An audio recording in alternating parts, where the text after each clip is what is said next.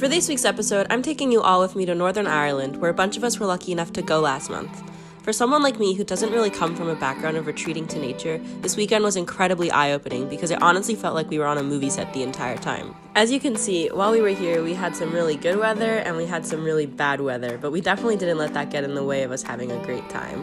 In fact, a lot of us just embraced the rain, and while I was there, I even got a chance to conquer one of my biggest fears of heights and go across the carrick-a-rede rope bridge in the middle of Northern Ireland. It was absolutely terrifying, but the views totally made up for the fear.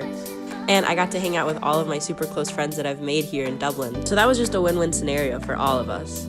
But what I think was the most important part of our entire trip to Northern Ireland was getting a chance to do a black taxi tour with Belfast locals. Even though it's something we can read about in our history books, getting a chance to experience it firsthand gives you a completely different outlook on what it's really like to live in the political climate of Northern Ireland, and being able to interact with the locals was a really great way to do that. Me and my friends had an absolutely amazing time in Northern Ireland, but I think what's most important to take away is how much we learned from our experience. Make sure you're following along with what me and the other social media ambassadors are doing on our Champlain Abroad Facebook and Instagram pages, and don't forget to tune in for my next vlog to find out what it's like when a group of 6 people take on Europe. Goodbye everybody, and have a great rest of your day.